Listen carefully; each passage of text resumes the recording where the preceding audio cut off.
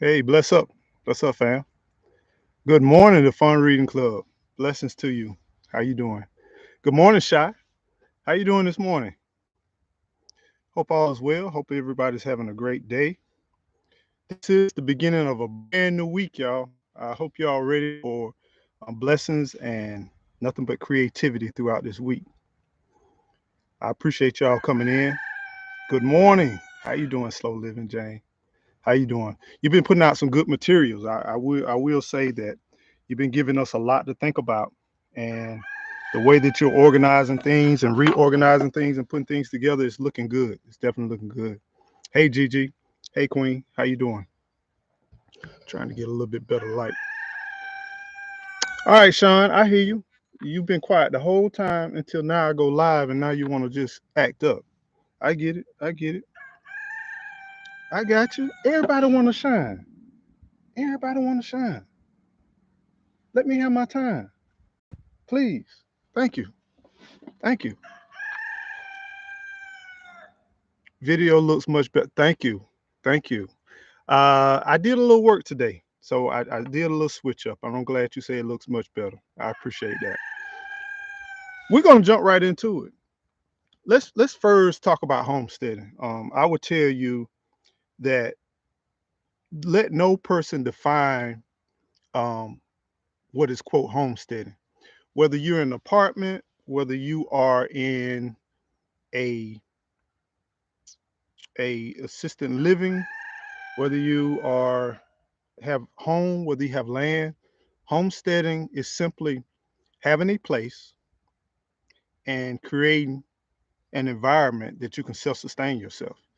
The early settlers, a long time ago, back in the 1800s, uh, what they would do, they would go and populate and take a piece of land and then get government permission, and then they would set the boundaries and they will begin to work. They'll begin to get an understanding of the land. They'll begin to um, just get to that point where they can establish themselves and get everything together. And it's different now. Things are quite different from the 1800s. We already know that. A lot of times we need internet, we need water, lights. A lot of those things, they weren't accessible like they are now. So homesteading has become quite different. And one thing I want to share with you, I can't share with you every single thing, but I just want to share with you some helpful tips and some things to consider if you are considering homestead. If you're considering taking that path that we took, I got a lot of things I want to share with you where, hey Tammy, how you doing? I got a lot of things that I want to share with you where if only I knew. If only I knew. You say shade. Yeah, I'm in the shade. I might try to move, but I don't know. The video's acting right. So the sun is coming up. If you notice as we go deeper and deeper into this thing, the sun is coming up. Let me scoot back just a little bit. Yeah, I figured it'll be low light. I didn't want to quite be directly in the sun at the same time, but I'm gonna move back past these trees. See if that's a little bit better. Appreciate that shot. Excuse the janky janky. Is that better? I think my now I'm gonna be squinting, so I don't think we'll have best of both worlds. But let's talk about really, times are changing right now, and there's a lot of videos going out. There's a lot of information about being prepared, growing your own food. Um, Everybody's talking about challenges in life and disasters, and the world won't be the same. The organized world would not be the same. Everyone's talking about this, but I just want to share with you whether the world is going good or whether things are going horrible. There is nothing more empowering than to be able to self-sustain in your own space. And there's levels to it. So imagine if you could just cut one day out of the week every month where you ate out of your garden or ate off your land. Imagine 2 days out of the week. You would be giving your body such a blessing. You would be saving. Everybody's talking about save the planet, global warming. Do you realize how much you would save if every household would just grow at least one meal a day? And I'm gonna tell you another thing that I love about growing your own food is sharing with others. Growing something that you took care of, that you nurtured from the beginning to the end, and then sharing it with somebody else. There's nothing more rewarding than that. Um, and also the sense of freedom. A lot of times when we talk about freedom, we don't really think about what is freedom. Freedom to me is not having to do something somebody else wants me to do. Freedom is not allowing other people's circumstances to impact or to affect my life. And I know that's hard. I don't think we will ever find that whole sense of freedom, but there's hours in the day that you can secure those things. From the very beginning, Gigi and I, we um we started this homestead journey. We was talking about, as you know, in my video, I deal with anxiety. I have a lot of anxiety issues. Um, some things I can tell, sometimes I can manage, and sometimes it jumps on me at the last minute. But one thing about it is you can manage it based on your lifestyle, based on your diet, based on your activities. And homesteading to me is something that has challenged all of us. We've gotten to know each other a whole lot better. We got to disagree more often. We got to laugh more often. We got to spend a little bit more time. And we also built more of our, I would say, team building in a relationship. So if you're considering homesteading, whether you a single person or whether you have a family, I would consider a lot of different things if you considering doing a serious route. So let me share with you the route that we took. So we decided to sell our home, um, take the equity out of our home and other things and liquidate them and then invest into our homestead, right? Sounds good, but I don't think it's a mindset first. You got to get your mind adjusted to living off of bare necessity. You gotta really try to change. It's first of all, it's a change of mindset in order for to tackle this on. You're gonna have to understand that every day is gonna create problems. Not to say that right now problems are not there, but these are different challenging problems on top of the problems that you already are facing. So it can get quite complex. Simple things from it's 2 a.m.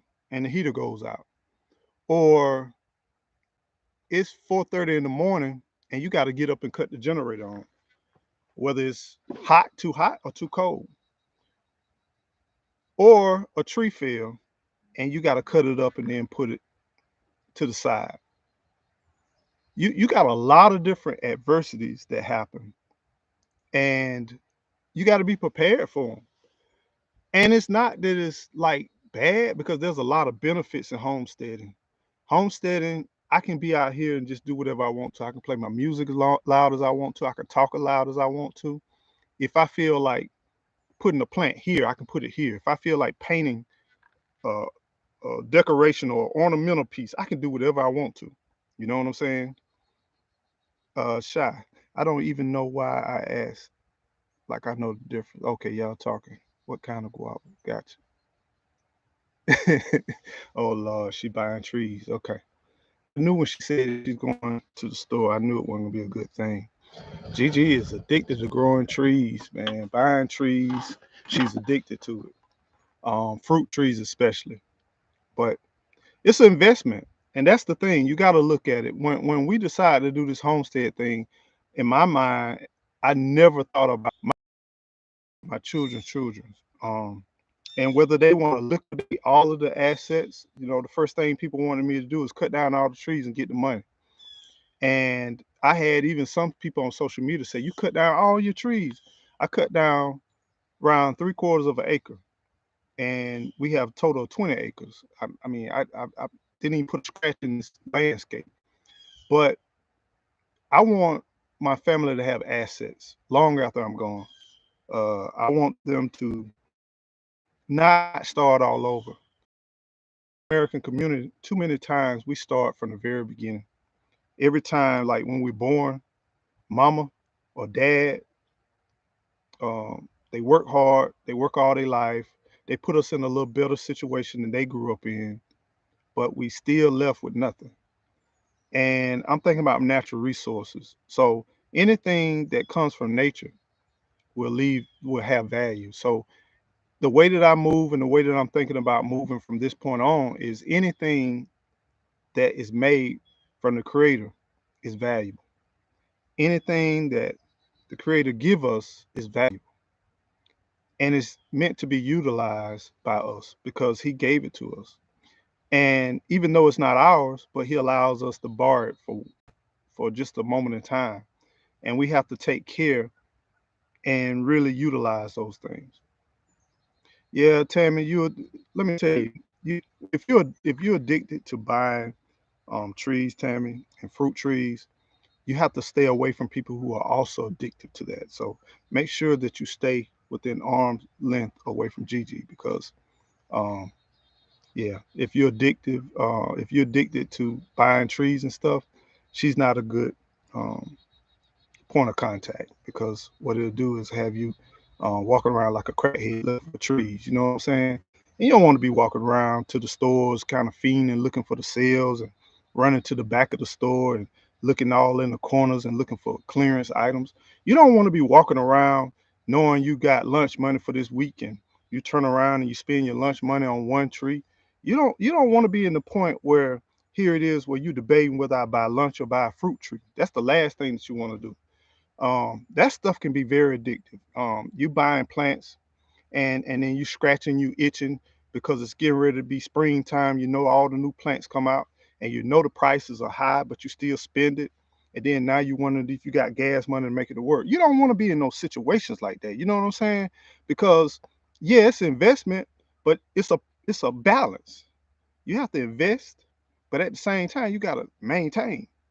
Um, yeah, because that don't look right, that don't look right where here you are, you growing a fruit tree, and then you don't have no lunch money. You might not make it to see that fruit manifest. So be careful who you hang around and who you allow to kind of be around you because somebody gonna baptize somebody at the end of the day. Whoever you're around, somebody gonna baptize somebody. So be careful. If I bought a fruit tree with my lunch money, didn't I still buy lunch?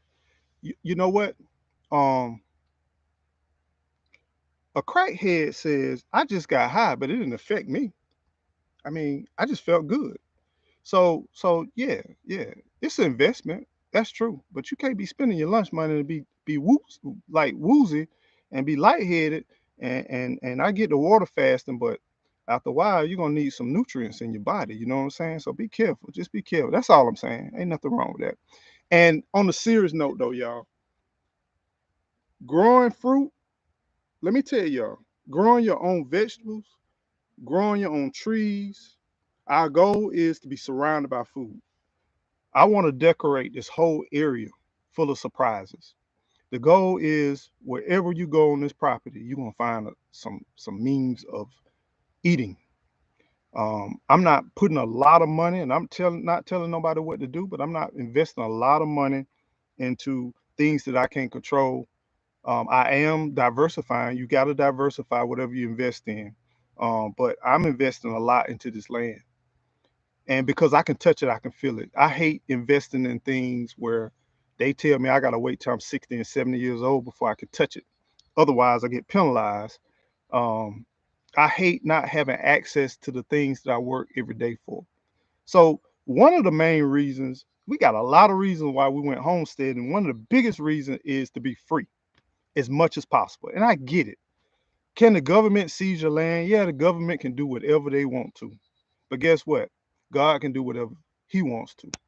And if God can create you, he can give you peace, he can give you stability. So you can't walk around in fear.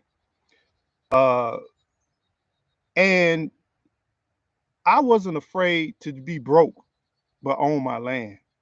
Yeah, I could have financed it. I could have did this and did that, but I wanted to have a sense of I want to live a life with no bills, no regulations, no nothing. If I want to put a, a maroon lime post in my yard, I can put it. But I also want to be where free because a lot of times it's hard to find a place where you can truly be free and without people telling you what to do and telling you how to do it. So one of the tips I would the first tip is get your mind right.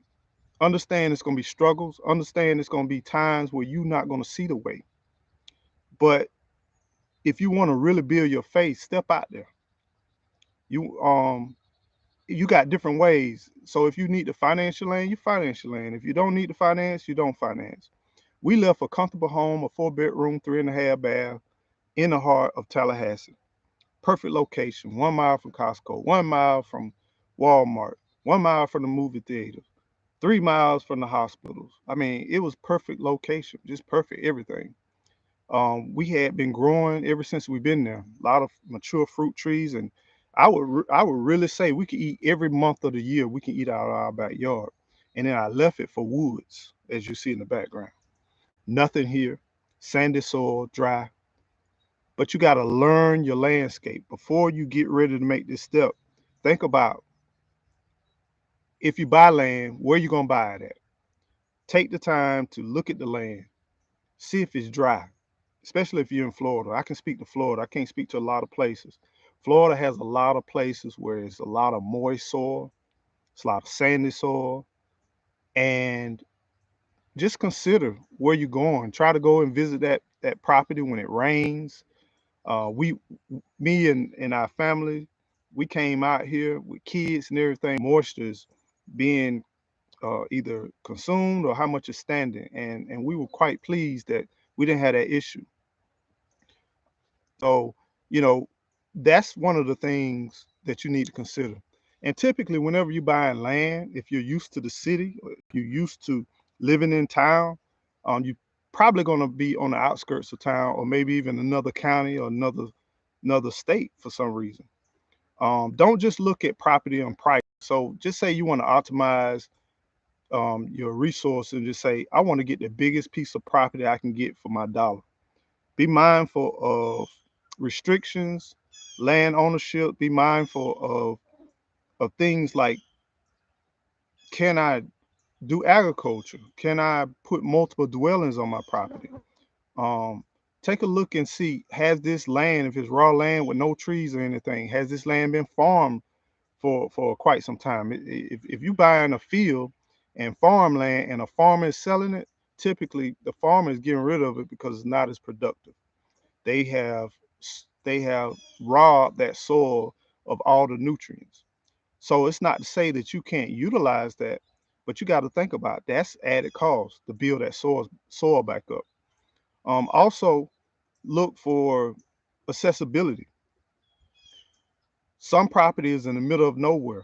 Don't get landlocked property. I recommend that you don't get landlocked property unless it has an easement. If you get property, some property goes for very low price, but it's in the middle of it or surrounding other people's property. And from the main road, you can't access it. So if you buy that landlocked property, you're gonna have to get attorneys, you're gonna have to get a bunch of information, you're gonna have to get with landowners, and they may not want you in the middle of their property. And they may keep not provide an easement. Now we already know every state has different rights, but you still got to ask for permission to get that easement. Hey G Mama, how you doing? Happy life, how you doing? So you wanna make sure that you don't get property that's landlocked. Another thing you want to do, you want to keep cash on you. And the reason why I say keep cash, if you're in a rural area, a lot of people they don't like dealing with um, credit cards. So they're not the real good deals. The people with who can come out here and really clear the land and do some stuff.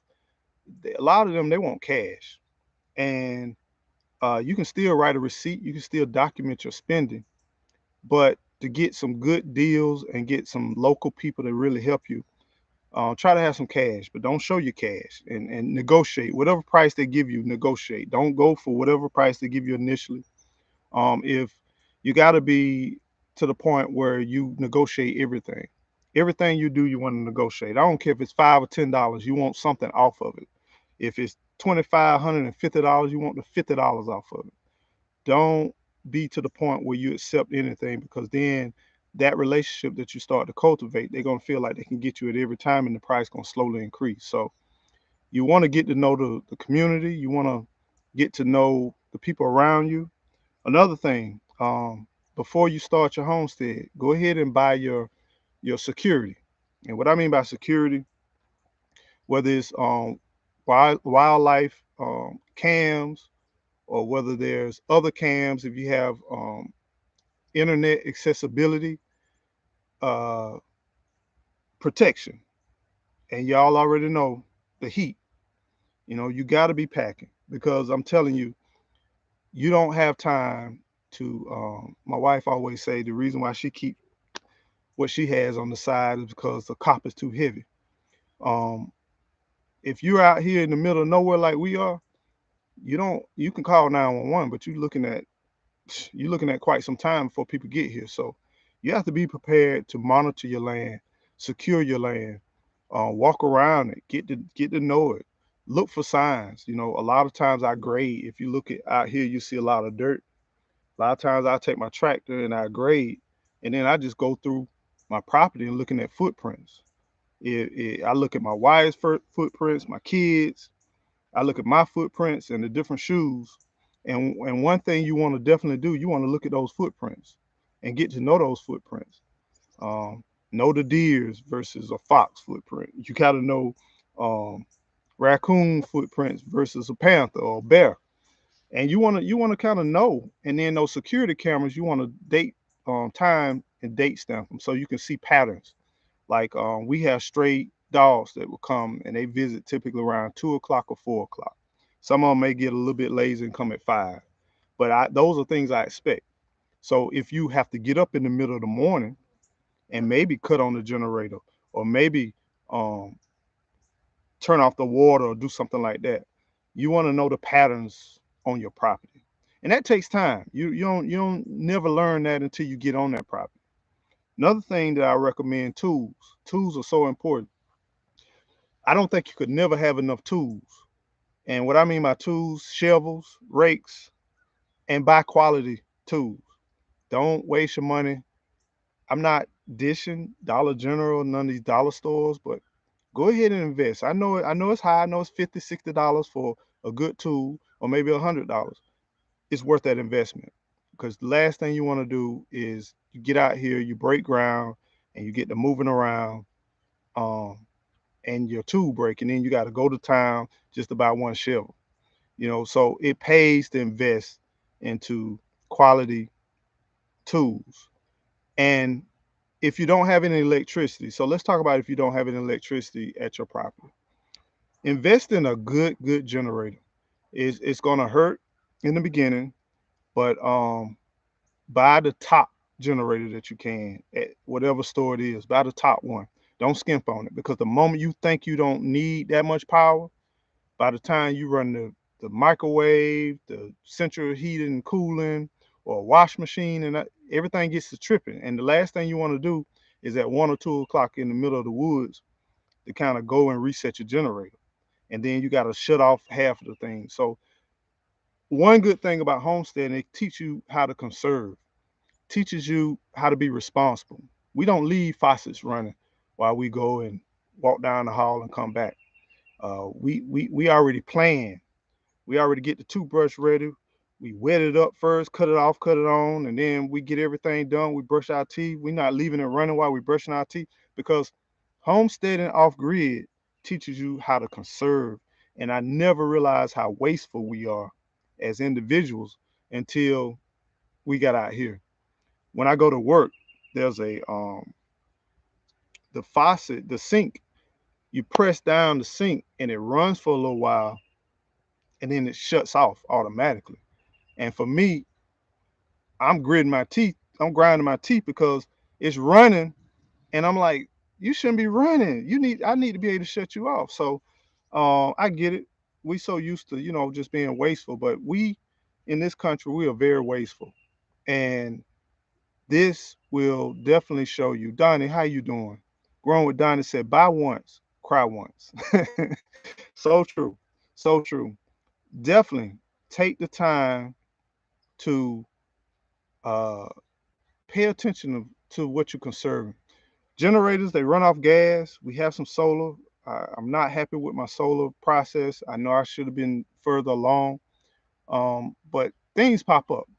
If you typically buy land, think about how are you going to self-sustain yourself. So my goal is I want to work for about 5 years, and I want to take this income that I'm making and invest in the property. And then I want to downshift to the part where I won't need a lot of income to do what we need to do to self-sustain ourselves. So the initial 5 years is to invest, invest, invest, and throw as much as I can infrastructure wise. We have the well, we don't have any power yet. I'm working on getting the power. We could have been had the power, but we're trying to see if we can truly live without power. And I'm very proud of our progress. I think we do a very good job. Is it frustrating? Hell yeah, it's frustrating. I ain't gonna lie to you, it's frustrating. Every time you gotta walk down here to walk over here. And another thing I learned, we got 20 acres, but you don't need much land. You One thing I've learned out of this whole thing, you do not need a lot of land. But I'm not like regretful that we have 20 acres because I want my family to populate over a period of time. But right now, in my lifetime, I just want to enjoy. It feels good to really walk and have space without saying, "Hey, neighbor," or making sure I got to put on my drawers and my shirt to walk outside. It feels good to kind of walk around and just be free, be one with nature. People like grounding. I love grounding. Um, we are the connection to the earth. So there's nothing more empowering than to be able to take a ride on your property instead of riding out here in the streets with people cutting you off and blowing the horns and speeding and zipping around you. I could literally go for a ride and go for a ride on the property and feel like I went somewhere and came back. And it's just a sense of freedom. It's a sense of empowerment too. Another tip that I want to share with you all is really take the time to consider how you want to work this land. If you're getting animals, you're getting anything on the property, start small. Do not. Hey, Cassandra, how you doing?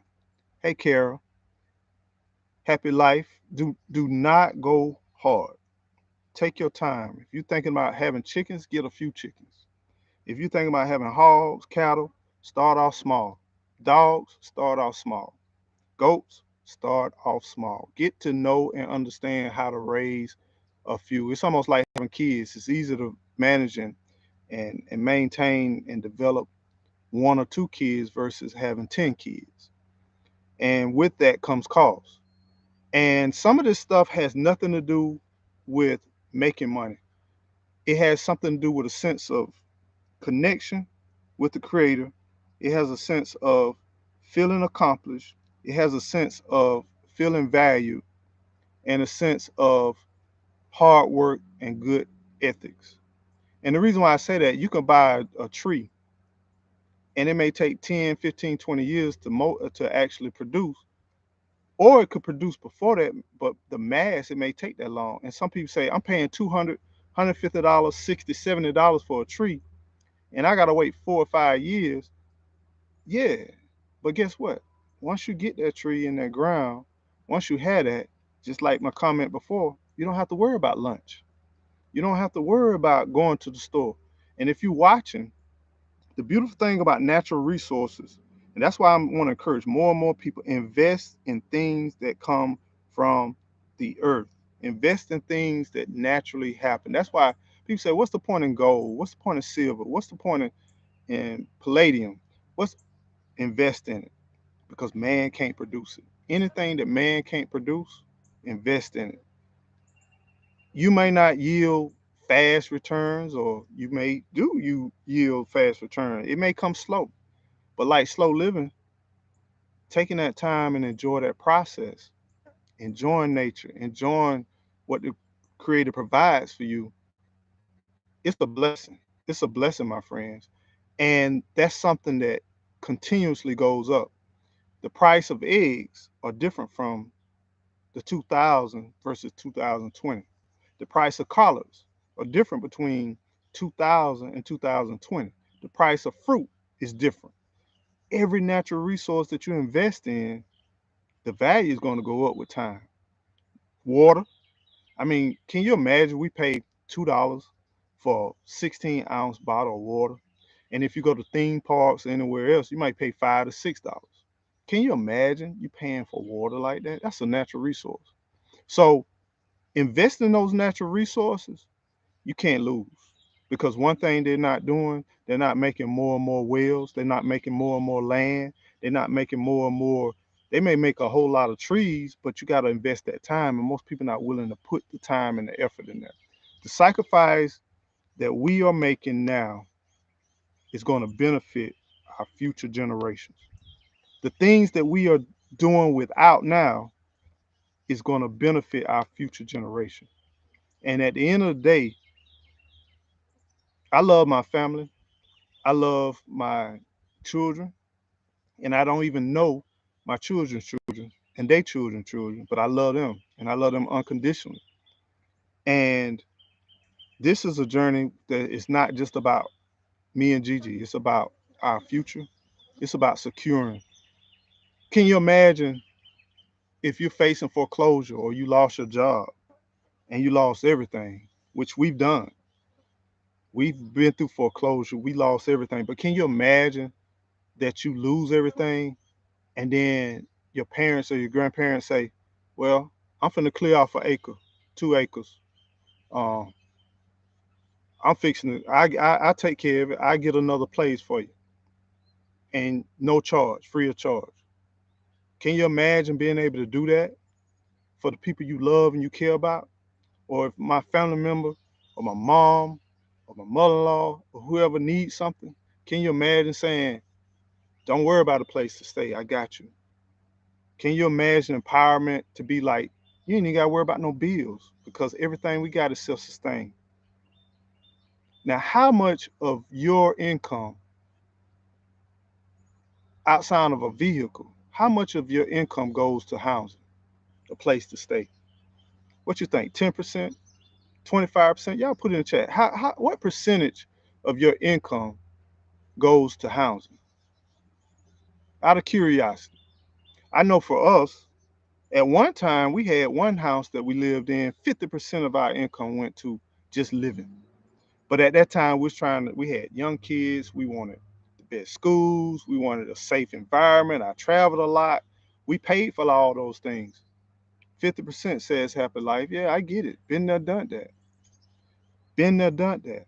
So let me share with you about the homesteading piece.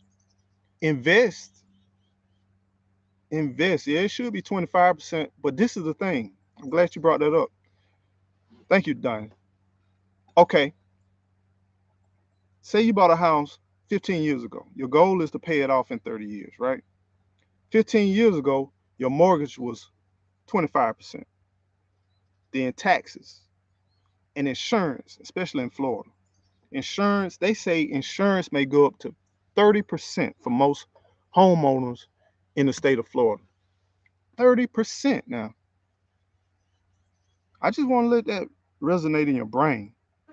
30% to homeowners insurance. Now, also imagine when a hurricane or something happens that you got to look at your insurance policy and see how much of a percentage you have to put down.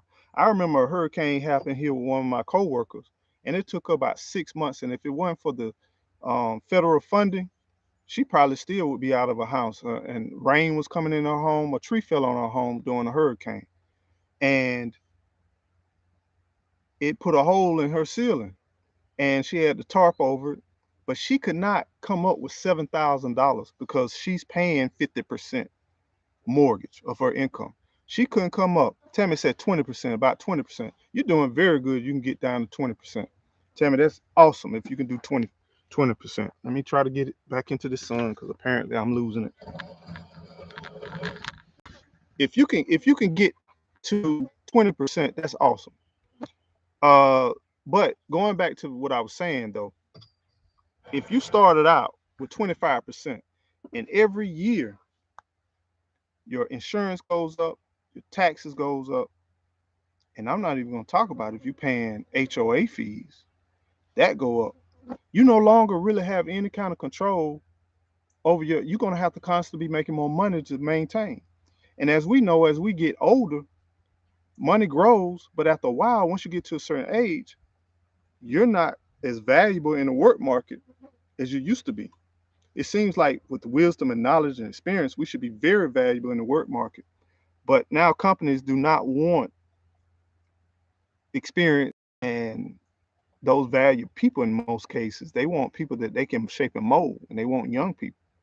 So keep those things in mind. And one thing that I love about giving it all up, liquidating everything you have, it can be very empowering where you can choose land and you can buy that land and own that land. And if you choose in the right place, your taxes are nothing. And then if you can get agriculture zoning, you can put some animals out there, you can do some forestry, you can do some wildlife management, some different things like that. You can get a lot of resources. Now, our goal right now is not to get any government assistance whatsoever, because I believe that, and this is just my thoughts, the more the government gives you, the more they own a piece of you. The goal here is to be self-sustained to the part where I'm not borrowing when I need to borrow in most cases, not all cases, from lending institutions. I'm borrowing from my own self, from my retirement accounts. I'm paying myself back interest. That's another thing that you want to do. If account, deferred comp, especially, um, start investing in that. And what I like to do is I get to a point in a number, and I say, okay, I need to do something like the wheel, so I need $4,000 or $5,000, so I can borrow that $4,000 or $5,000 from my diversified deferred comp retirement fund. And with the market tanking like it is, this is a perfect time to borrow money from yourself, but you want to borrow it where you investing in something that's going to be sustainable, something that comes from nature, something that comes from earth. It's almost like investing in bonds. During these challenging times where the market goes down, and I'm losing 23 and 24% of my retirement. I can pull some of that money out and invest in my property, and my property value goes up, number one. And then when I pay it back, I'm paying myself the interest. And I have an account where I can choose my interest rate that I pay back. And I actually increase my interest rate that I'm paying back. They get a small fee, but the majority of that money comes from me. So when the economy is doing bad, I can literally borrow money from myself and invest in a natural resource what's going to benefit me and bring down the cost. Instead of getting water ran out here, I get a well, and then now the well is paid for, and I'm paying myself back plus that interest. And then on top of that, I don't have no water bill. I don't have no water bill.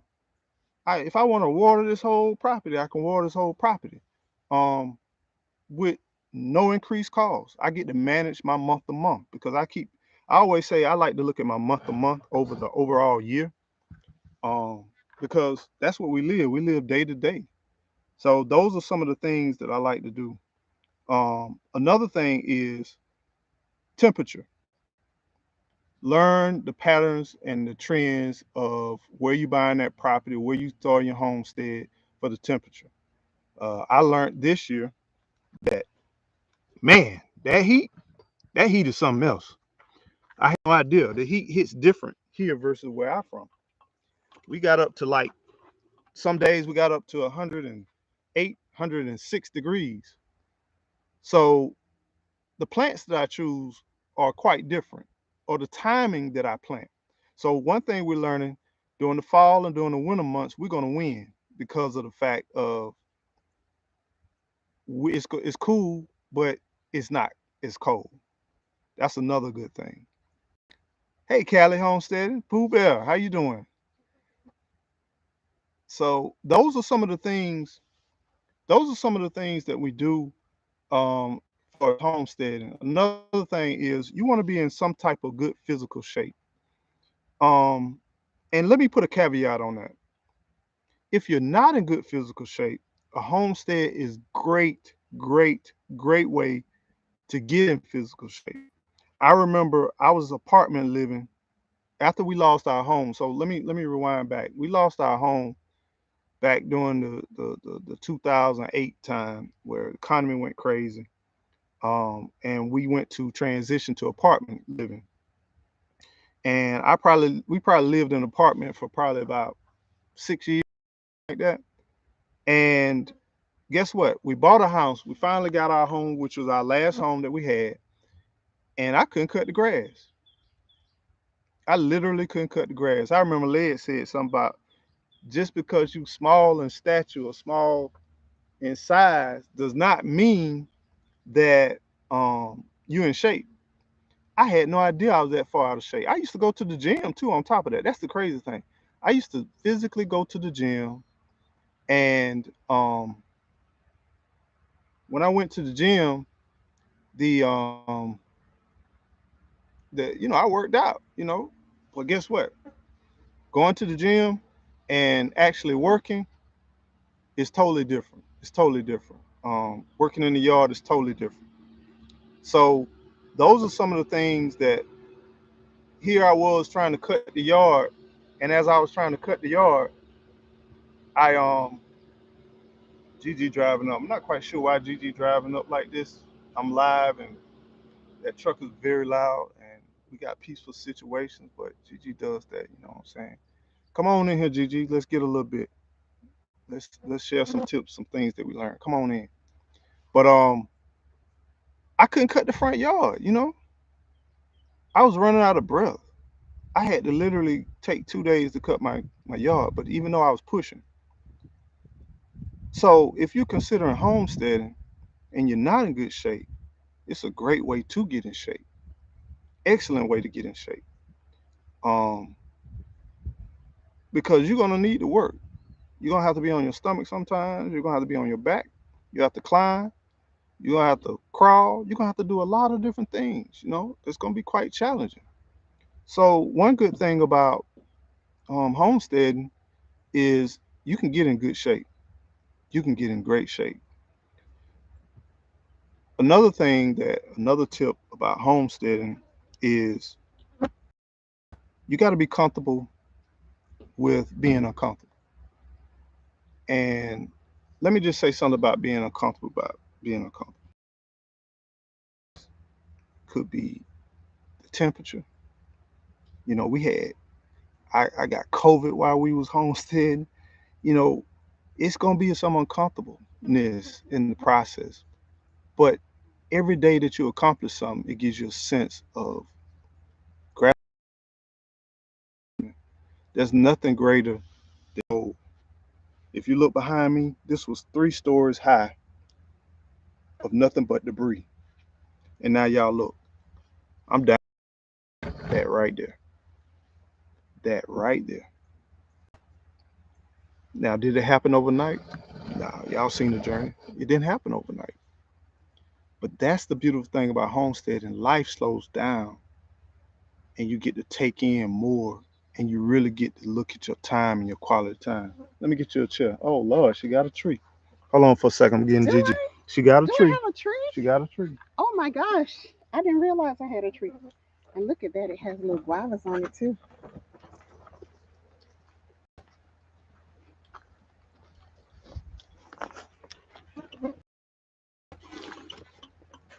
You sit there. Okay. That one's more comfortable. Oh, I like it. Hello, everybody. Hey, Yeah, y'all. dear. Thank you, Tammy. I appreciate that. We still got a lot more to go. It's still like a bomb went off out here. I think it'll probably take me a lifetime for I get things somewhat near where I would love for it to be. But yeah. Hey, G Mama. So I was saying about being uncomfortable. Get used to being uncomfortable. Yeah. Yeah, you know what I'm saying? Because can you share? Do you understand what I mean by get used to? Every day. Every day. Every day.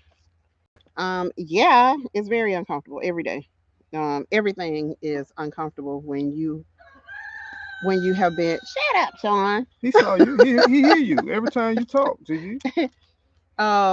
Yeah, because he wants to pick my eyes out. But um, everything is uncomfortable when you're accustomed to being, in you flipping a switch. You get accustomed to flipping a switch for everything. You can turn on the water. I got so irritated yesterday because is that a honeybee? Yeah. That's a honeybee. Yay.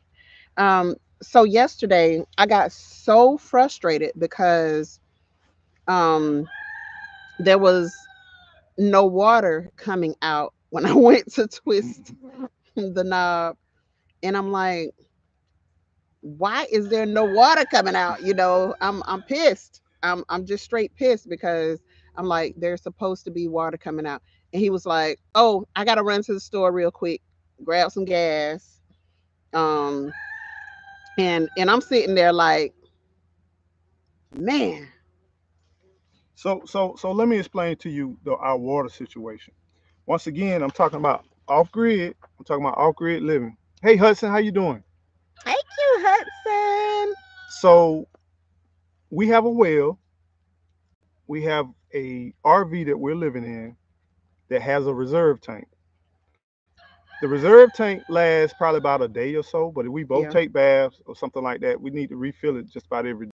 yeah. And And then yeah, when we water as well, oh, when when we water, we have to run the well as we water.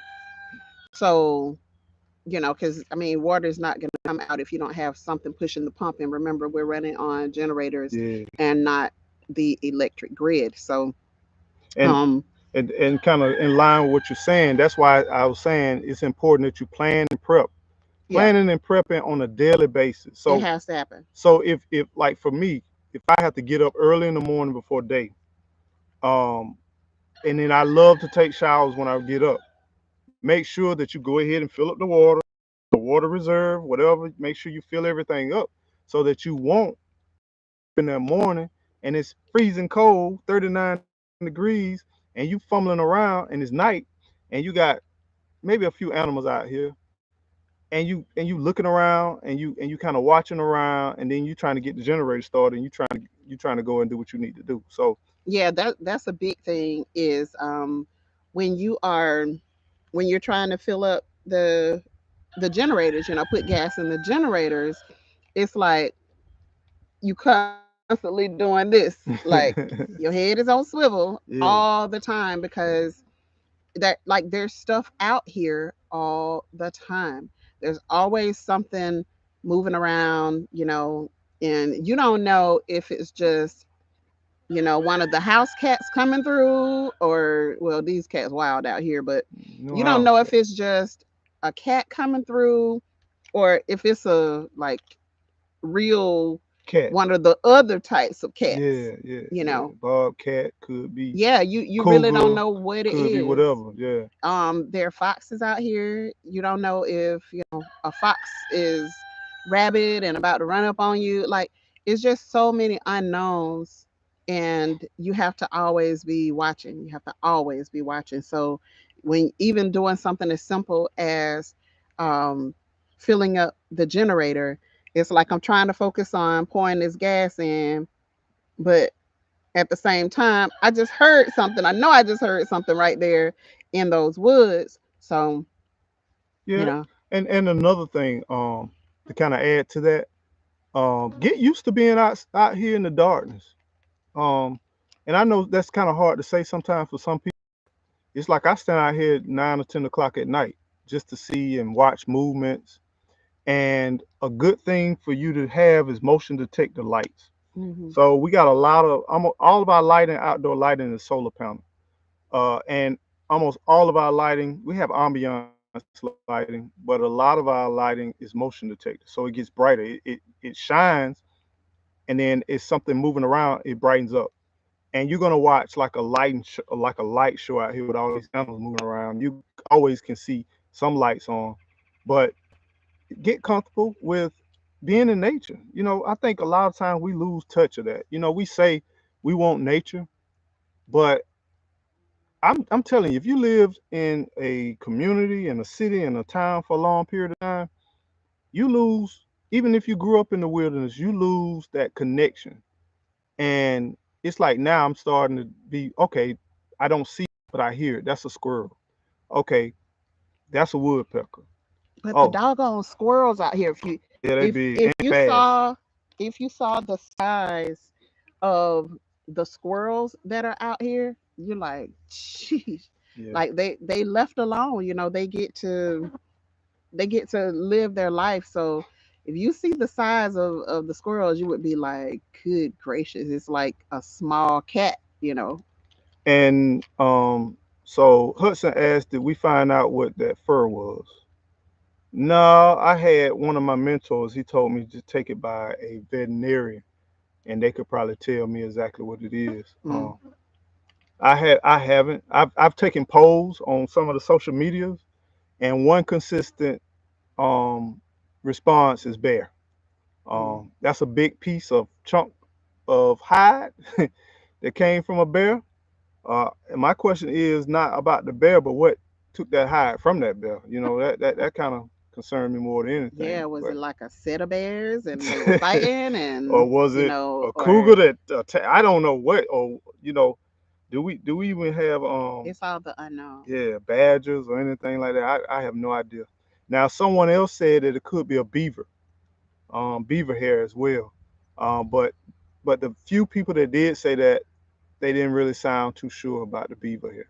I've seen beaver hair, but I haven't seen that curly hair. This was like it had a nice little curl and it was so densely packed.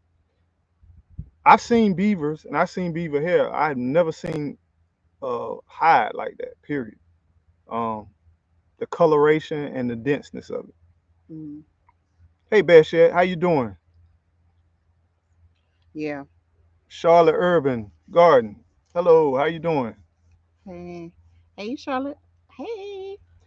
So, Um. so, some other things that what are some things you learned in homesteading?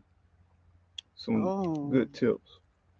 be honey, find you some patience. Pray for you some patience, because it's thin. I mean, it's very thin. When and it's literally all about the modern convenience so accustomed to having. So to be able to just um, run, like we were 1 minute, literally 1 minute away from a Walmart Yeah, when we lived in the city. And so now it's like, it's a journey. Yeah, it's a whole trip. That's yeah. where I just came from. So it's a whole trip in order to go to the Walmart now. Um, you know, we've lived that distance from a Walmart before. When the first time that we bought land, um, we were, I guess, about 30 minutes from a Walmart. The grocery store that was near us at the time, it was, I mean, it was rat infested. It was terrible. So, it wasn't even a place that we went in more than once because it was so gross. It was so nasty in there. So we didn't shop there. We just went to, our closest thing, which was at the time, I think it was a Walmart. Even if like the Publix, we used to visit a Publix really often as well. And so that that Publix was even about 30 minutes away. So we were, it's like every time we buy land, it's never, well, I guess, yeah, it's never really that convenient. When we buy land, it's never really just convenient. because we want the low taxes. Mm-hmm. Yep. We definitely want the low taxes, and these taxes were dirt cheap. Yeah. Like you And wouldn't believe it. restrictions You and wouldn't even restrictions. believe it if I told you how little we paid in taxes. We had some land But in Leon County, and not, I'm sorry not to cut you short, but I didn't want to lose my train of thought. But we had some land in Leon County, and you literally you can do nothing. You could, I mean, you had the right, land, but it was just to do basic stuff. Like I couldn't burn, I couldn't do land clearing without permits, without this, without that. We did permits here, but they cheap. the lady across the road, like we would go out onto our property, and she knew because we were parked into the lot next to the property, so she Mhm. knew that we were out there, or she knew somebody was out there, and so she would just walk back and forth, just back and forth, just kept Yeah. going back and forth.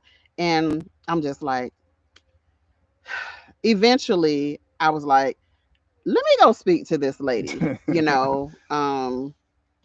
and so I went up to where she still couldn't see me, but I knew who she was because, for the where I worked, she also worked at the same building. So I knew exactly who she was, but please go away. Jeez. Honeybees.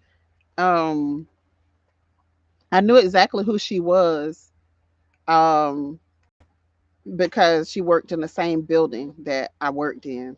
And so, I said hey to her, and called her by name, and that kind of threw her off because, I knew who she was, but she really couldn't see, who I was. But I did go and, like, and then she was like, do y'all know that you're gonna have to get an extra this and an extra that in order to be here and this and that?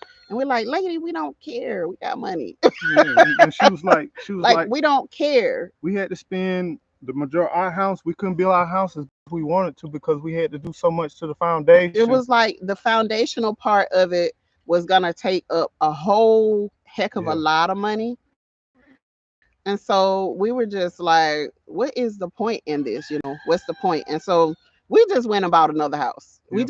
just went and bought an existing house so that we could get the size that we want, and we just kept that land for some years. Hmm. And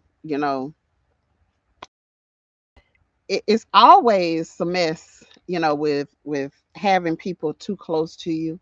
And that was one of the things that was like a big issue for me. um, and even at the time that we were looking for land, like, we were looking at a 10-acre tract. Yeah. We were looking at a 10-acre tract, and so the people were like,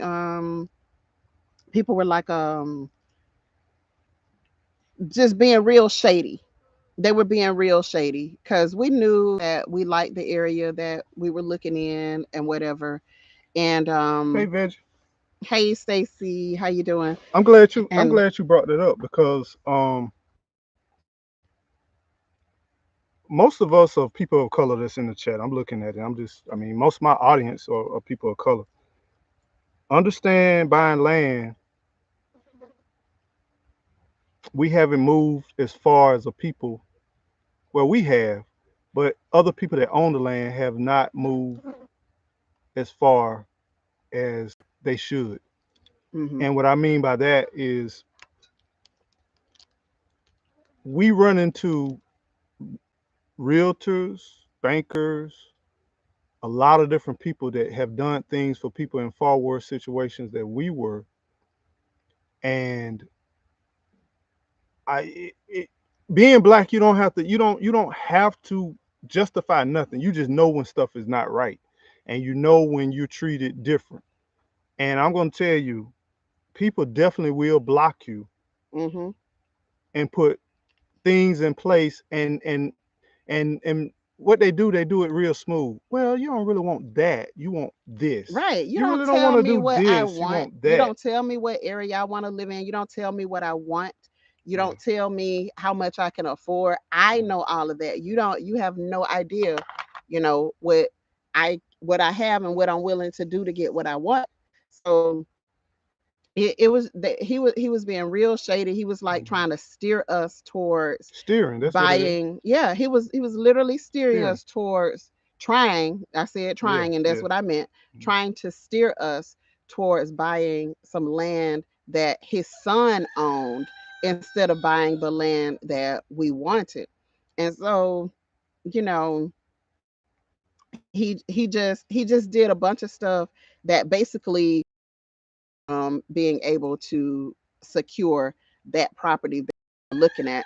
And then by us going back to, this is what I meant by Hey, Nicole. on my live the last time when I said, yeah, we kind of, dang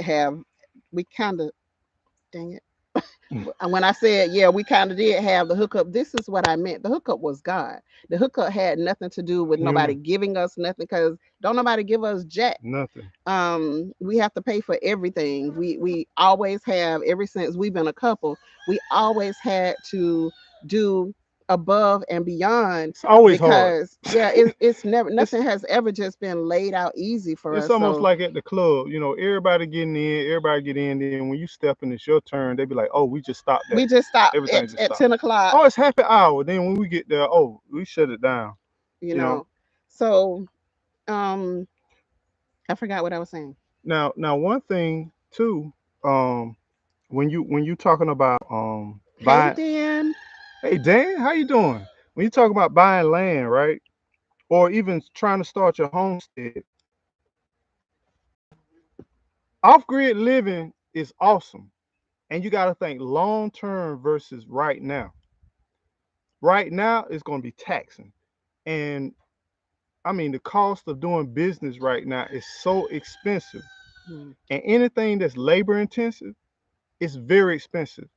The only way you can combat that is doing it yourself, and therefore it calls for creativity.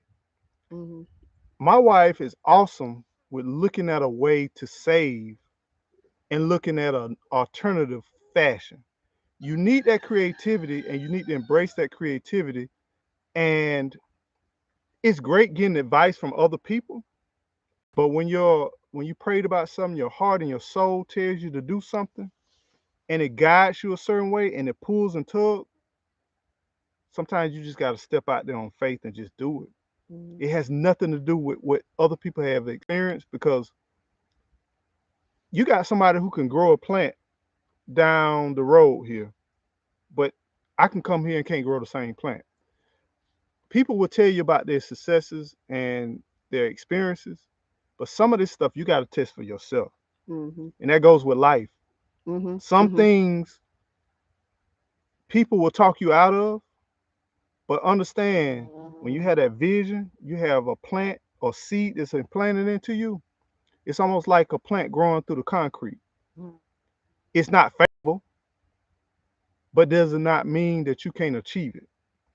So Mhm. you got to believe and trust in yourself and the process Mhm. and have faith knowing that you can get through this process, because sometimes your vision is not aligned with other people's successes or failures. Mhm. Sometimes your vision has nothing to do with other people's thoughts and process. Sometimes your vision is your gift, and your gift, and no one else can do it except for you. Mhm. So you gotta, when you see a goal, you see them visions in your brain, and you're going through that stuff, you have to trust and believe the process, even though you don't know if it. Like we did not know where the money coming from for the wheel. I'm like, oh shit. We at the point now where we tapped out. We tapped out. But then at the same time, we like all of a sudden a blessing, blessing, blessing. Idea, creativity. Things just start flowing because we're on a path where we're not giving up. And you got to be committed to it. You got to truly be committed to it, to the part where you be like, I'm not giving up. There's no other alternative. There's a point where it's almost like a relationship. Y'all been married for XYZ million years, right? It comes a point where you got to be committed to that person. Yeah, you see other things, you hear other things, but you got to make it in your mind that I ain't giving up on this relationship. I'm not giving up on none of this stuff. I'm getting to the point now where when you see that vision, you see that mind, you see that drive, you got to go get it. And you got to do it with everything you got. And don't let anybody tell you what you can and cannot do. Um, just like I was saying about the person who they got the troll. Thank you, whoever Thank you. took care of Thank the you. troll. Yeah, I'm trying to catch up. Um, just like the person who blocked us from getting that property. Um, we were like, okay, well, we know such and such, so just call him. You know, call him, and he was like, it's so funny that you all call me today. I literally just listed like three properties. Um, I got food and for us. one of them, hey Howie, Nature food forest 9. permaculture. He was like, one of them is a 20-acre tract, and he said, and that's a really nice tract. I would really like for you all to look at it. Mm-hmm. Um, you know, he said it's graded road, so I don't know how you all feel about that. And in Because the beginning, originally we we said were we weren't gonna like, do it. No graded really road. don't want to, because we used to keep in our cars, pretty spotless and all of this stuff. We were just accustomed to, um, everything being nice and neat and in place and this and that. Um, and so he was like, you want to take a look at it? And we were like, yeah, just let us know where it's at. We'll go and we'll take a look at it. And so we did. And we were like, when we drove down here, we were like, oh, the road is not bad, actually. Mm-hmm. It's not bad at all.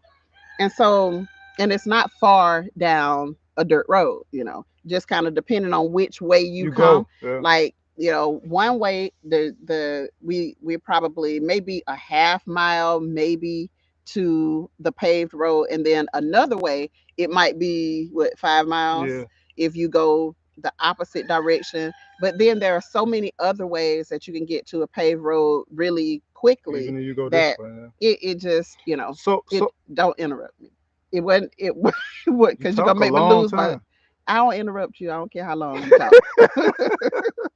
um it so it turned out that we were like, okay, this is not one of those that we had been looking for. This is not one of those that we had been experiencing, rather. Mm. This is not one of those type of dirt roads that we had been going on, because we had been going on some dirt roads that'll Throw you make out the you car. break your neck. Mm-hmm. And we were like, we just said no to entire, houses that were already there, already set up, Hey the LP. whole nine, because the road were so bad. They were horrible. So now we were like, okay, we're cool with this. So then when we got out here, it was like we just looked at each other and we were like, this is really nice, really nice, with all the pines. And it was Cedars. just like, yeah, and the cedar trees and we just saw just different trees, and we were like, we got to get out there. But it's the middle of rattlesnake season,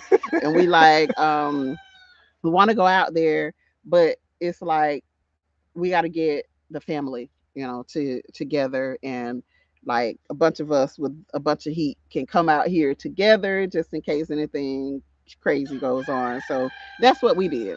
And so then we were like, hey, we definitely like this property. We need this property. And he was like, somebody had actually put in an offer on the property.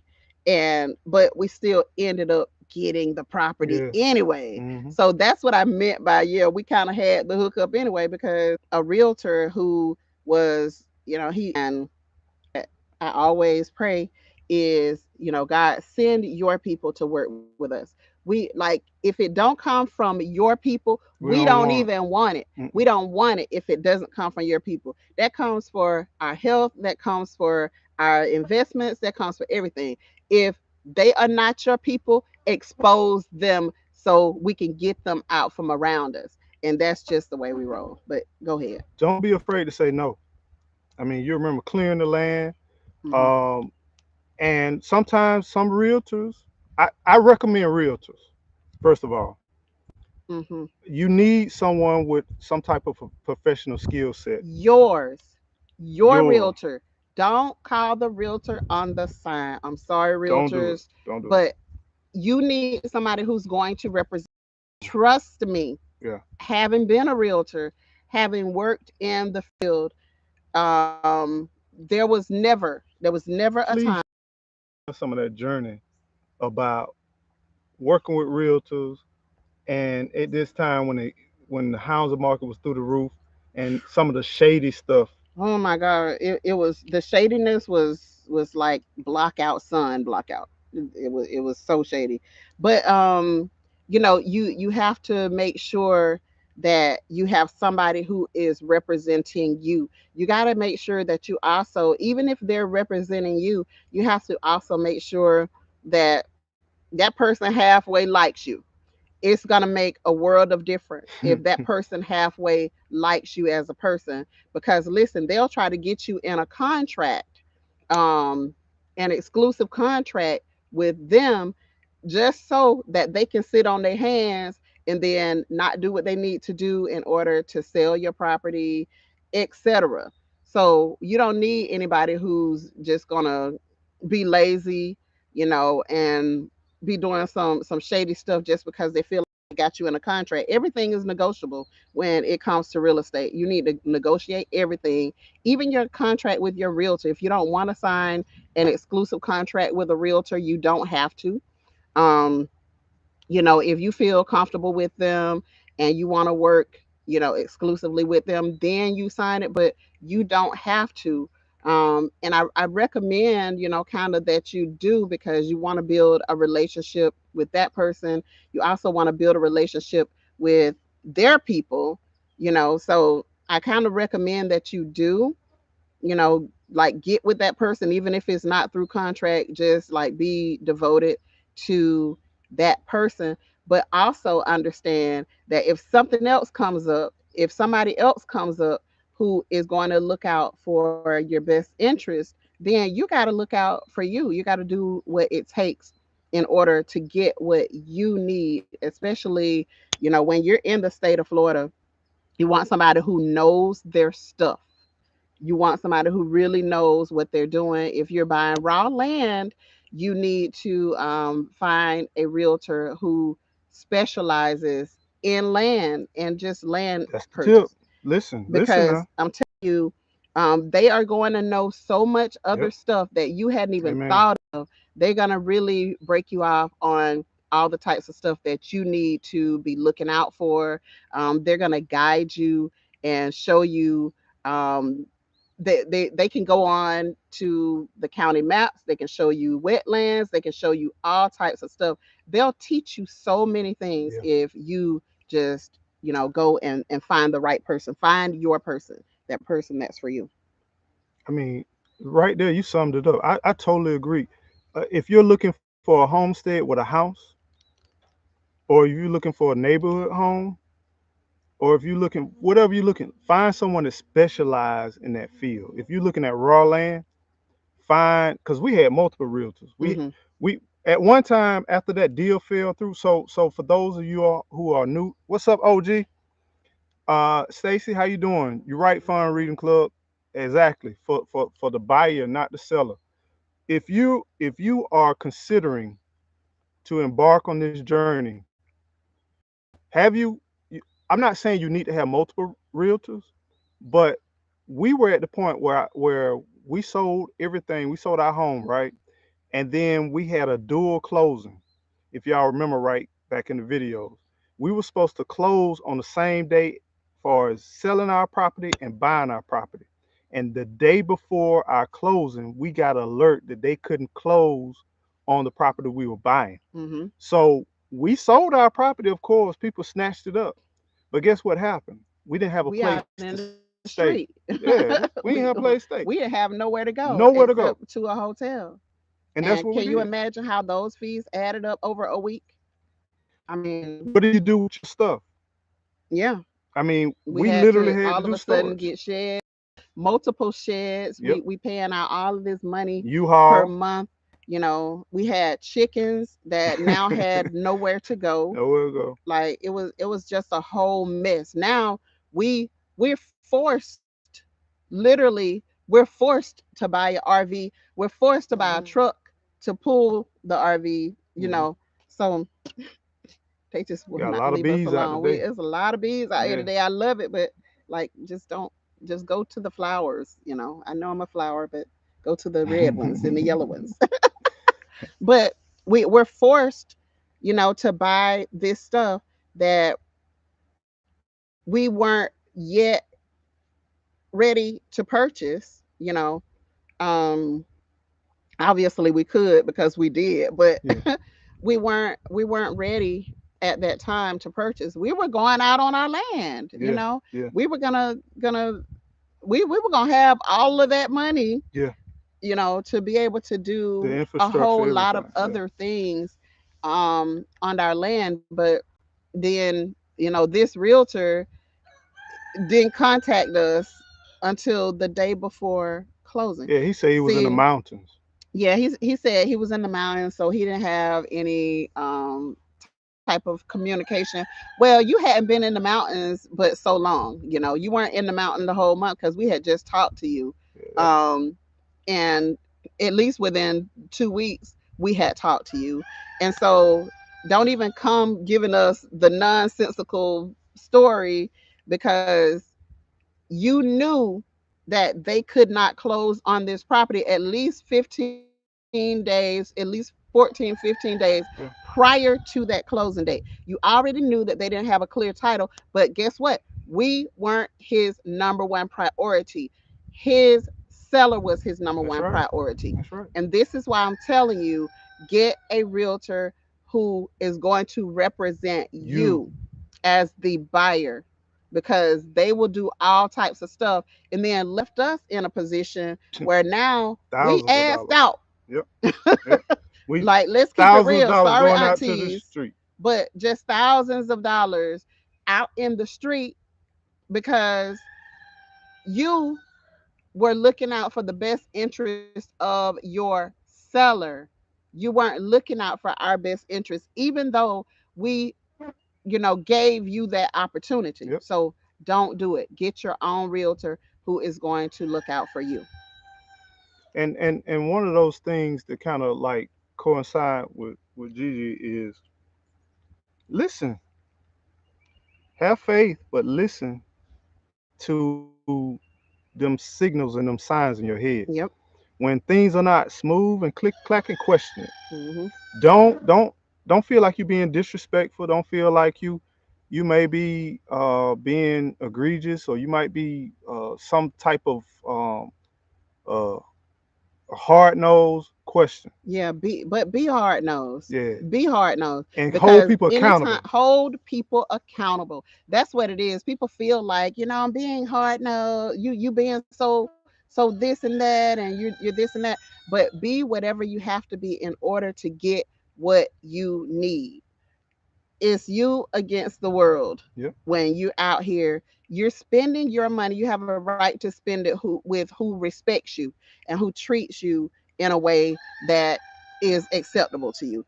Anything other than that, don't accept it. Don't spend your money with those people. Find you somebody who works for you, somebody who is going to appreciate the fact that you even took the time to call them. Yeah. When Yeah. they start getting like, who are you to question me?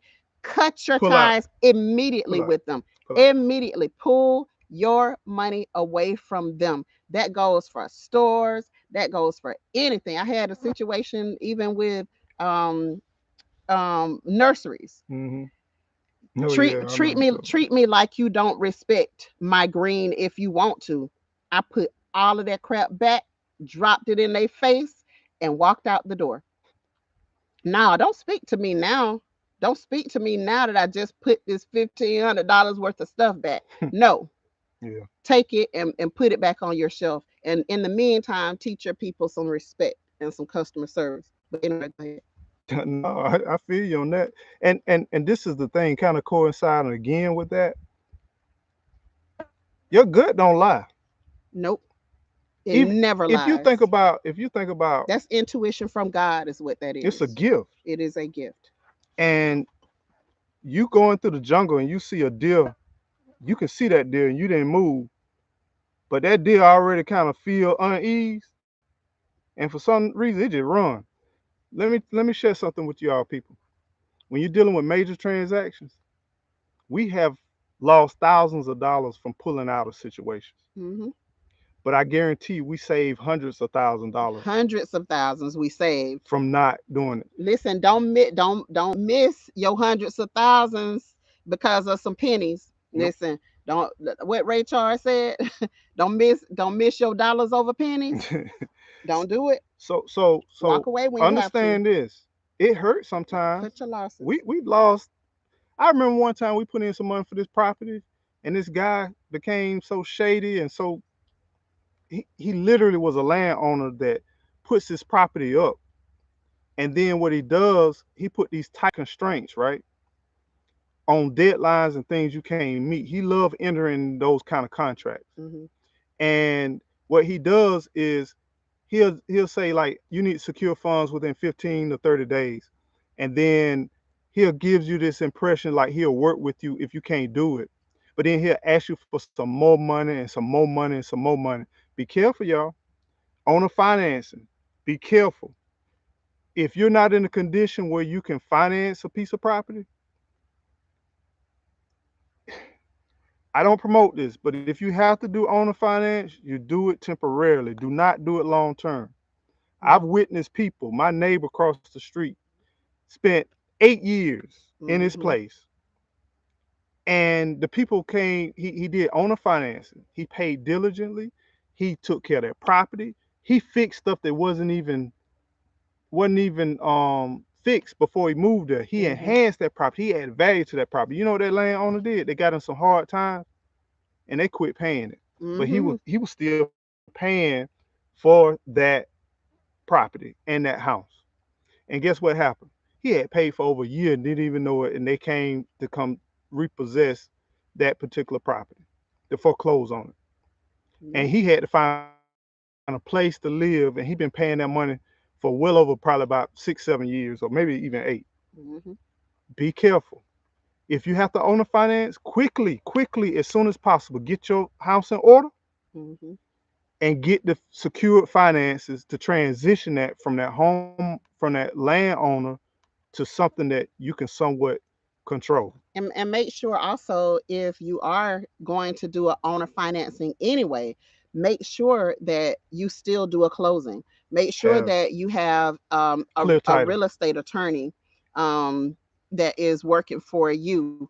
Typically, a real estate attorney is not going to be as expensive as a paying real estate commission fees. Hmm. So like when I know a lot of people are like, oh, real estate attorney, that sounds expensive. One of my best friends is a real estate attorney, and let me just tell you that they are worth their weight in gold. That's one of the people that if I didn't know something, I would call her and be like, hey, let me run this by you, so that we could talk about what it was that I had a concern about, or that me or him had a concern about.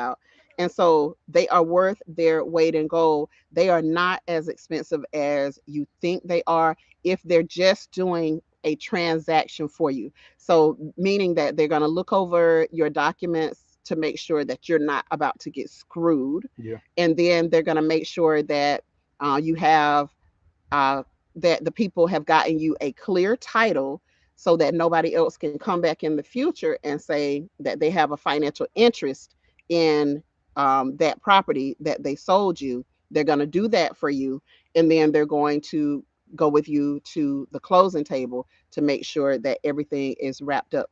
And typically, you can get that for, I'm not even going to give Yeah, no don't do price. the price. I'm not, because it just depends on who it is, depends on where you are, but they're really, really worth it. But I've known them to do it for very, very affordable prices where anybody really can afford to do it. But they have to have, if you're doing the owner financing, go to the courthouse and make sure you do everything the same way that you're going to do it if you were to go and get financing from a bank. Everything is put in writing, is put in a courthouse documents. That title is going to be, um, that contract is going to be a part of the record. Okay, the contract is going to be a part of the record, and so therefore, if you have um, that in the county records, then that person is going to be obligated to make those payments every month to whoever the mortgage company is, or even if that person owns that property outright, they're going to have to follow through with what they said, or then you can, sue them or whatever. You'll have actually a case against them if they do some old shady crap. Yeah, I mean it's a lot of leg work. It is. It's It's a a lot lot of of leg leg work. work. It's a lot of leg work. Take them vacation But days and personal holidays yes. and go do it. Yep. Don't be like, well, I feel no, go do it. Yep. Business is business. Yep. Another It's your responsibility.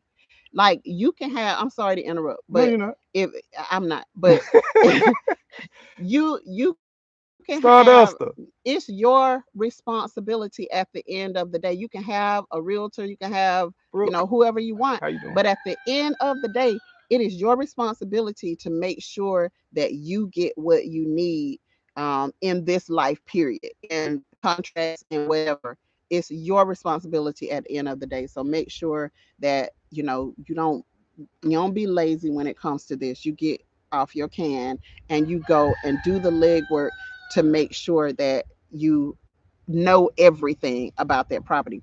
Like the that one property that we bought, um after we bought it, they started talking something different at the county. Remember, they were like, nah, you can't do this, you can't do that. They started talking all Mhm. this different stuff. Well, you're not grandfathered in to be able to do that. Yeah, yeah, And it started all being of that. some old shady stuff. So I mean, another thing, like to kind of add to what you were saying is, you know, check with your insurance too.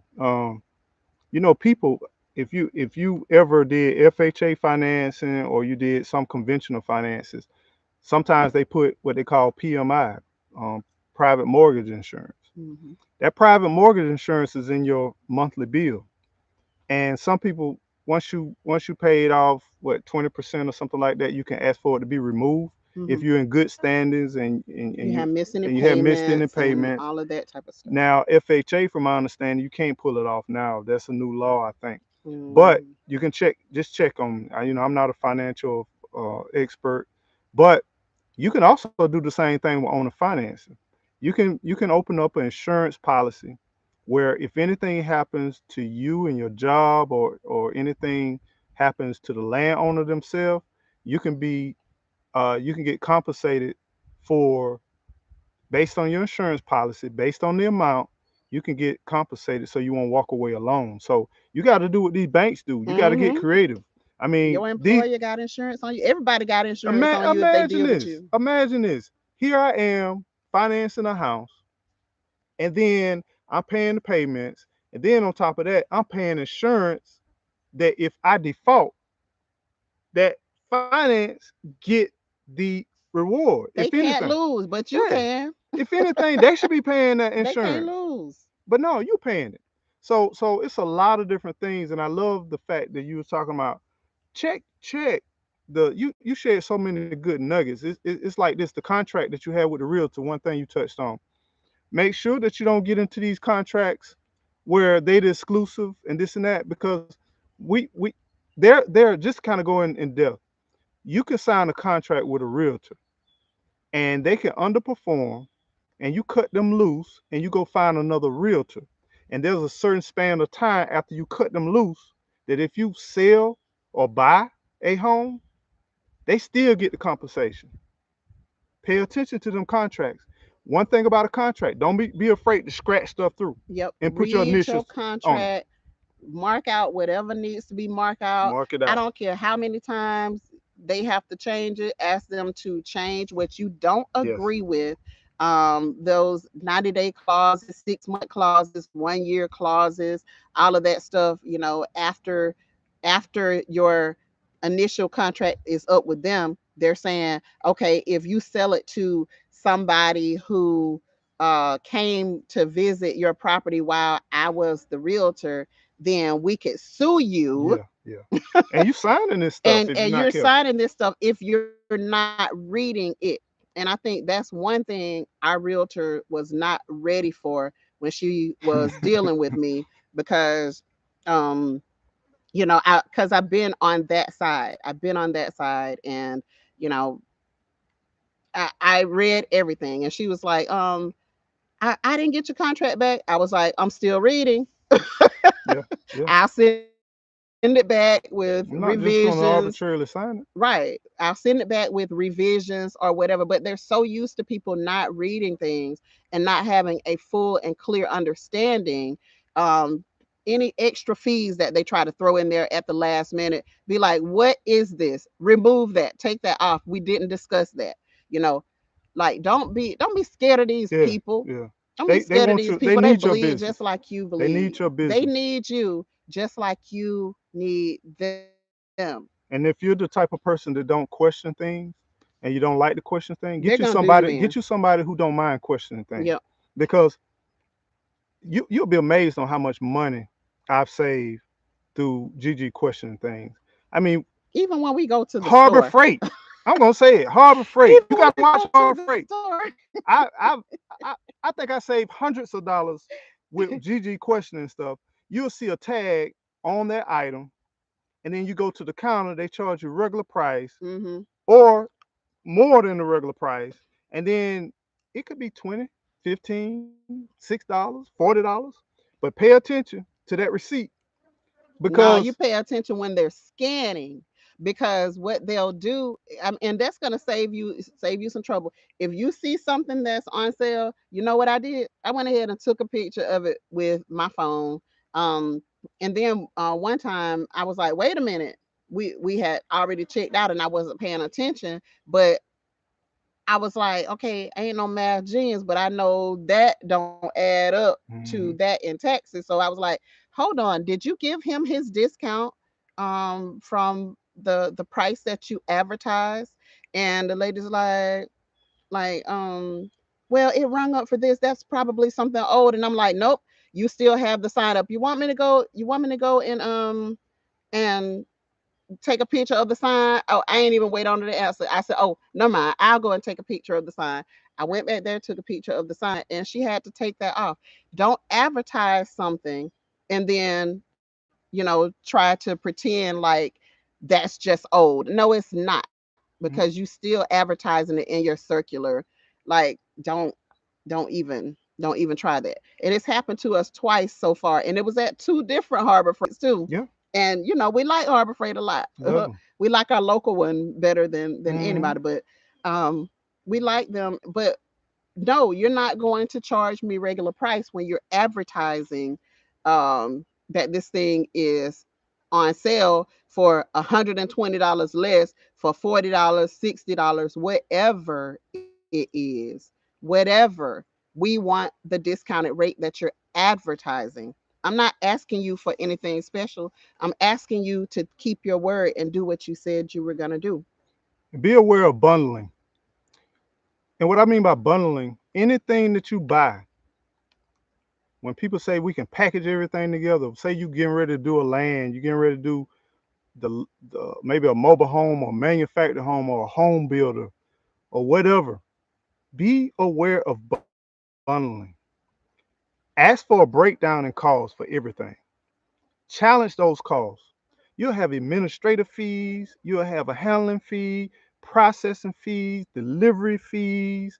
You'll have all these fees when you first looked at the original price, classic example, um, someone could be building something or putting something together. They'll have the sale price on how much it is, but then they have all of these fees. Even they'll even say, we'll process your permitting, we'll do it. Look, go down to that courthouse, do that permit yourself if you Mhm. can. Some counties won't allow you to do it. You have Mhm. to get a general contract. That's another thing. This county that we in, we don't need no general contract. I can be my own general contractor. That Mhm. was attractive to us. Mhm. Very attractive. Low taxes. I can pull my own permits. I could pay for my own permits. Some counties they say you can't even pull your own permits for your own property. You got to have a general contractor. All Mhm. of that is added costs. All Mhm. of that stuff is in the beginning. You wanna go through, go down to the park. That's why I say take you some time off. Go down to the courthouse. Find out what's the rules. Find out what's the cost. A lot of this stuff is public records. Look at property searches. Mhm. Utilize the county property search. If Mhm. you considering looking at a particular county, key in that county, name, and then the state, and then say property tax office. Mhm. What you can do, you can look up that plat, you can look up, take some area views. You can look up the previous property taxes. You can look at what is zoned for. You can look at all of that and take your time and look through all of that stuff. And anything you don't know about, contact the county and ask them to clarify what does this mean. Yeah, and one of the things that's really important, and especially if you're going to buy land in the state of Florida, you know, um you have don't let the we were on this one property that we were gonna Which one was that it? we were gonna We put own the a lot of purchase property. on, the 28 acres. Oh, okay. Oh, now that's 28. We got about 150 stories for the 100 for that We 28 got acres. so many stories Oh off my of that one. God. Yeah, yeah. Don't let the flatlands fool you. The Because wetlands. let me tell you, this is the state of Florida. Okay, we are a peninsula. That means that Surrounded water by is water. on three sides of this That's joker. right. And it comes Okay, in. so don't let it fool you. You know, don't let the flatlands fool you. Okay, don't be afraid if like our property is sloping a little bit. You know, it's not significant. Like Mhm. we ain't leaning over or anything, but water does not have a chance to flood us right here. Okay. Um, However, when we were in this other location, looking at that 28 acres, it ain't too far from here. But the difference is it is surrounded by uh lakes and dig outs and ponds and Springs, natural springs and spring. all types of stuff. So when you go out there, you're like, wow, this is great. And my husband was like, oh my God, I'm so in love. This is a natural spring right here and this and that. And I'm looking like, A lot of I water. ain't in love. This is a whole heck of a lot of A water. lot of water. Like I'm not in love, okay? So I'm taking my time and I'm looking around and I'm looking at my feet and I'm feeling my feet. I'm feeling my 200, you know, like I'm like, I know a house way more than me.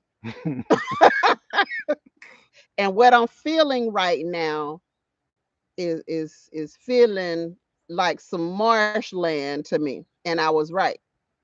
So um when we went back several times, obviously. We went back several times, because we want to know what it's like around there. And let me tell you, that land, somebody bought the land Yeah. and then something went wrong Hmm. or whatever. So it's back up for sale again. But this is Florida. This is a peninsula. So you have to, as flat as that land was, it was flood land. Yeah. Okay. So you have to be paying attention to everything. Like, yeah, it's great to have rivers and lakes and ponds and all of that stuff on your Florida property, but you got to know when a hard rain comes through what happens on Yeah. that Florida property. You got to know if the sun is shining as bright as it's shining on us right now, and your foot is sinking in the ground, that should tell you something. That should be a clear indicator that you are on wetland. Okay. So it, it's different here. You have to pay attention to different types of things.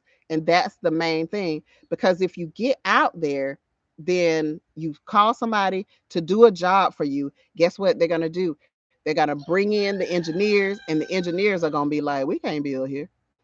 We can't Unless do you this bring in here a lot of unless field we bring and in. holding ponds Yep. and all We're of gonna that have to stuff. do holding Then pond. you That's got gonna be DEP, 30,000. We're gonna have to do the Department of Environmental Protection gonna come out there, all of that secure type of stuff. wetland. So you can buy some land for probably a good price, and sometimes the price not that good. And guess what? When in the state of Florida, some of this land is wetland, and you can't even do anything with the wetlands. The They're not Department gonna of let you they're do not gonna let anything you with do it. anything. Now they'll let the big contractors and the people with all the money. Yeah, Now they'll let them do whatever they want because we have witnessed swamp. so many swamp neighborhoods that have been put together in Hmm. Tallahassee. They tried to encourage us to buy on a swamp neighborhood in the beginning. It would have been a great investment. I Yeah, ain't it gonna would have been lie. a good one. It would have been a really great investment, but that wasn't what we wanted. We wanted acreage. We wanted some space. So we didn't want to be like shaking hands, handing tissue to the neighbors outside, our bathroom windows. But we wanted some space. But they will allow them to do whatever. And guess what? They have the money to do whatever. But if you don't have the money to do all of the extra infrastructure and pay for these high dollar engineers and put in holding ponds and et cetera, if you don't have the money to do that, then like you're doing a disservice for yourself. So you got to know what you're doing when you're buying land here. And you definitely want to get to know your locals wherever you think about buying land. So if you think about buying land, you want to get to know Grace Guines. How you doing? TLC, how you doing? Hey, Brooke, Cheryl how you doing, Faulkner. Hey, Brooke? Brooke. Hey, TLC in the Hey, garden. Lily. Hi, Grace. So you wanna get to know your locals. So go to your Mm-hmm. hardware stores. Mm-hmm. Go to your Aces or wherever the Your name of your feed local feed stores. stores. Yeah, Yeah, get to know those people the because they're gonna old tell you. fundamental type